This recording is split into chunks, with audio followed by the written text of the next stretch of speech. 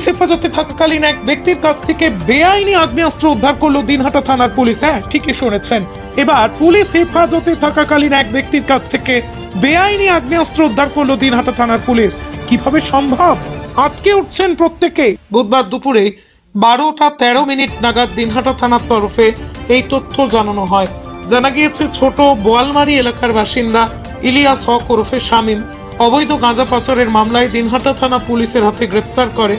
Police হেফাজতে ছিল।